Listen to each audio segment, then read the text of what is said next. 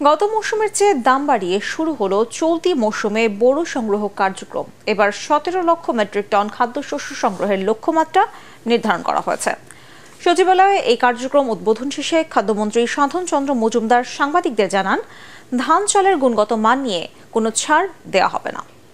ফজলে আরবের রিপোর্টে বিস্তারিত। অন্যান্য বছরের মতো চলতি মৌসুমে শুরু হলো বোরো ধান সংগ্রহ কার্যক্রম।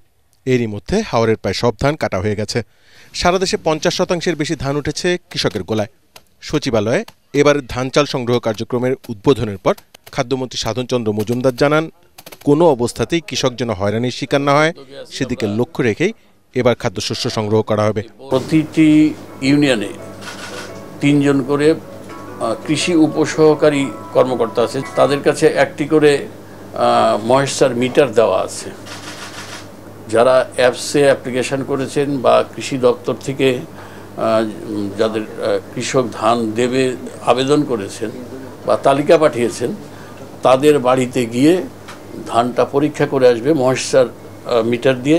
গত মৌসুমে প্রতি কেজি ধান 30 টাকা ও সিদ্ধ চাল 44 টাকা দরে সংগ্রহ করা হয়েছিল। এবার প্রতি কেজি বোরো ধানের সংগ্রহ মূল্য নির্ধারণ করা হয়েছে 32 টাকা, সিদ্ধ চাল 45 টাকা ও আতপ চাল 44 টাকা। ধান চালের দাম বাড়লেও গতবারের তুলনায় কমেছে গমের দাম। এবার প্রতি কেজি গম সংগ্রহ করা হবে 34 টাকা দরে, যা গত বছর ছিল 35 টাকা। এবার 17 লাখ টন ধান ও চালের পাশাপাশি 50,000 টন গমও সংগ্রহ করা হবে। সঠিক সময় এই সংগ্রহগুলো করতে হবে এবং আমরা জুন মাসের মধ্যে 70% আমরা বলেছি যে এটা মানে সংগ্রহ করার জন্য। আর হাওড়কে আমরা প্রাধান্য দিয়ে হাওড়ের ধানের বরাদ্দও বেশি দিয়েছি, যদিও মিল কম ওখানে, তার জন্য ধানের বরাদ্দ বেশি দেওয়া হয়েছে। এবার বোরো মৌসুমে ধান ও চাল কিনতে 7,500 কোটি টাকা বরাদ্দ রাখা হয়েছে।